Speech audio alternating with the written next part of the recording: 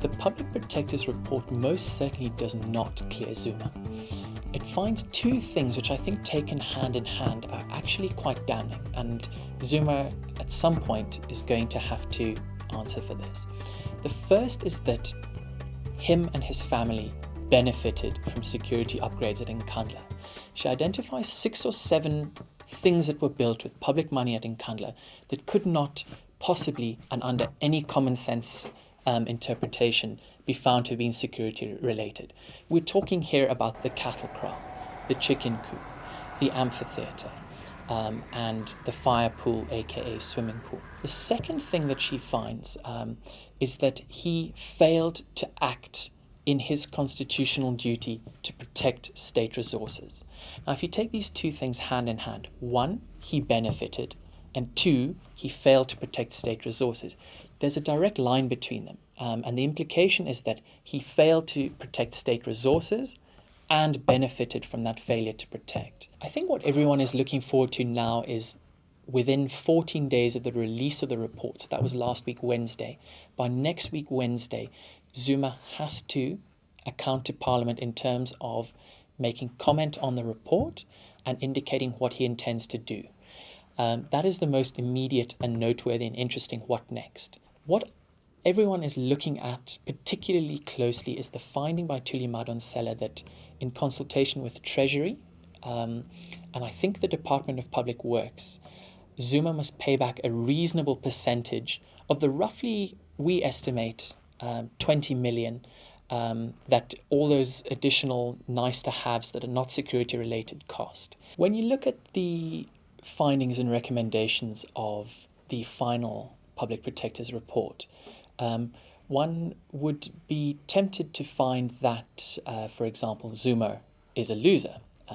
She does find against him on several counts. But actually, when I analyse it carefully, and particularly analyse it against the backdrop of the Provisional report, it seems as if she softened on several issues around Zuma.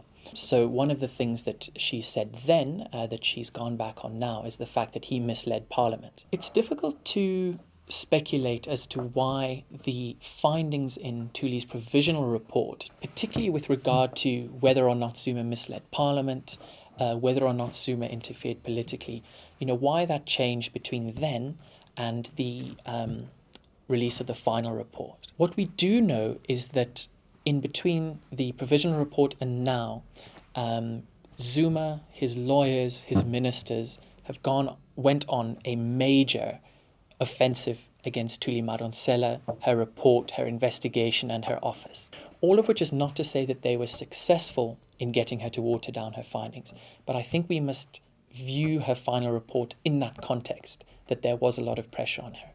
I think secondly, there's a lot more scrutiny on a Public Protector's final findings than there are on her provisional findings.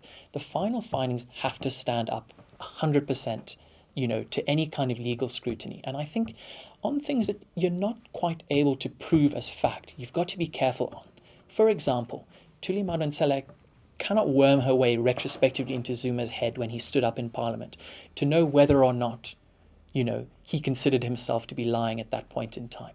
So she cannot then make a finding that he was lying, particularly because what he said in Parliament was somewhat ambiguous.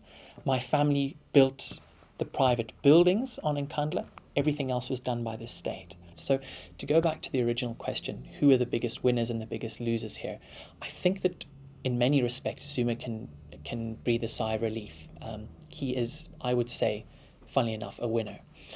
In terms of the ministers directly in charge of this, I would say they all come out of this with great big loser tags attached around their necks. Thuli Madonsela is scathing, particularly with regard to the Minister of Police, Nathi Mthethwa. She's scathing around the incredible kind of tap dancing by particularly Thulas Nxesi, the Minister of Public Works, for the last maybe 18 months around this. And then I think, the losers are us, the taxpayers who pay for this. We've been taken for a ride. She finds that, unconscionable spending was done on Nkandla, way beyond what was meant to have been done. And so, the joke's on us at the end of the day.